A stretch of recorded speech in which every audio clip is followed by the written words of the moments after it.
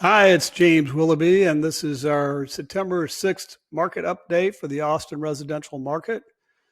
Quick update for you is pretty much very similar to last week's story where the new listings and pendings almost directly match each other, which is good for really for the whole market, but it's good for sellers because we've definitely seen a slide in some home values from peak market prices earlier this year.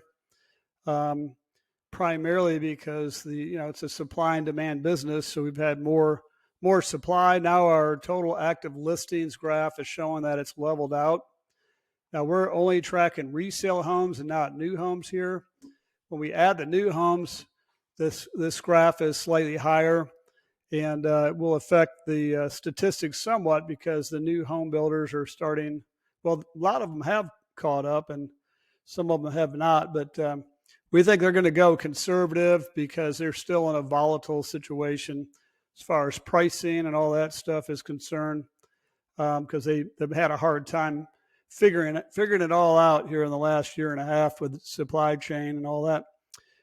Weeks of inventory, we're still around 10 weeks of inventory, measured by last week's statistics. Now, since we just got done with August, I think it would be smart to assess what happened and take a quick peek. Now, when we include the inventory from new homes, you'll see here that the months of inventory have ticked up a little bit to 3.6 months from July's number. And once again mentioning that the new listings are equal basically to the number of homes going under contract for the month. So that's the good news. That means we've leveled out. Comparing last month to the year before, our number of contracts were down 24% in the Austin area versus the complete metro area, which is the 5-county area of 26%. And then total number of closed sales decreased 30% in the metro versus 37.5% in the city.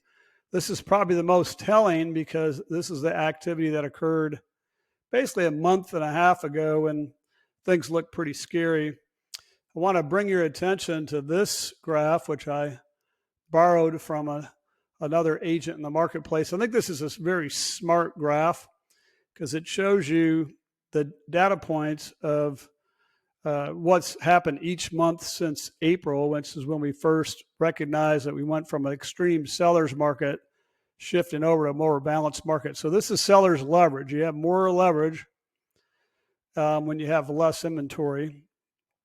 So the higher this graph, the better off you are. So what we're seeing right here is months of inventory starting here on the top left corner. We were under 1 month of inventory.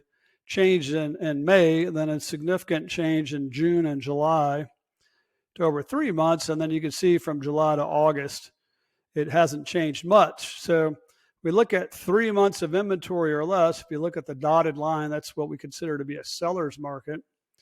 We've now entered into what we call a balanced market, more tilted towards a seller's market than a buyer's market. And then this here is not a prediction. Actually, we should stop the graph right there because we don't have any more data points. So hopefully we the data points will be very close and we'll be in this balanced market range for the rest of the year.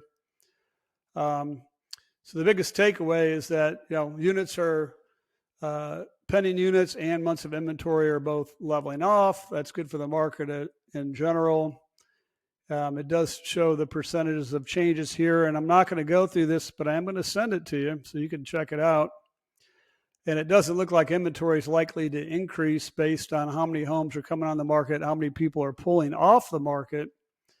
So that's the good news there. So including the resale or new homes rather, including with the resale homes, that's 3.6 months of inventory.